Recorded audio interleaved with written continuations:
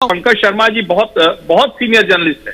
हम लोग तो जब आए थे तब आप पत्रकार थे। कोई सरकार चुनाव में जाते हुए इकोनॉमिक व्हाइट पेपर लेकर आई हो मेरे ध्यान में नहीं।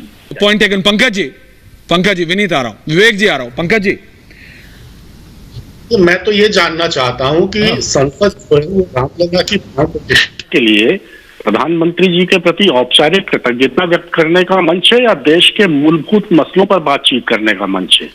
अपनी सफलताओं का जोर शोर से बखान करना। प्रॉब्लम है sir, opposition is not doing either. विपक्ष तो दोनों में से कुछ भी नहीं कर रहा जी। खुद की पीठ खुद थपथपाना ये भी बड़ी अच्छी बात है, लेकिन जो एक अच्छा जननायक होता है ऐश्वर्य, वो होता है जो अपनी नाकामियों को भी खुले दिल से स्वीकार करे।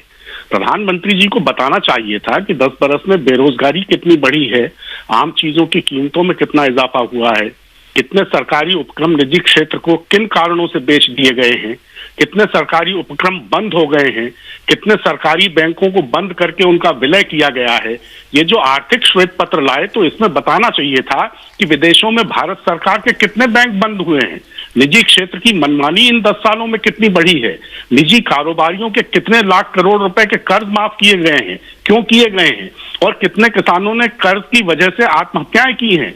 हमारे देश पे विदेशी कर्ज का हाल क्या है, कितना हो गया है, और पड़ोसी देश जो हमारे हैं उनके साथ हमारे रिश्ते सुधरे हैं या खराब हुए हैं। तो इन सब बातों पर भी तो बात करनी चाहिए थी। प्रधानमंत्री जी ने बार बार कहा आज के भाषण में कि भारत लोकतंत्र की मातृश्री है। तो ये तो हम बचपन से जानते हैं, इसमें कौन सी नई बात है?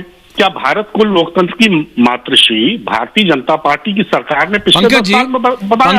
पंकज जी, जिस पार्टी को आप इतना डिफेंड करते हैं, अगर आप इतने श्योर हैं, जो फैक्ट्स अभी आपने बोले, जो पॉइंट्स अभी आपने बोले, आप इतने श्योर हैं, तो इस पार्टी यानी कांग्रेस पार्टी के नेता जब जनता के बीच जाते हैं तो ये बातें क्यों नहीं करते?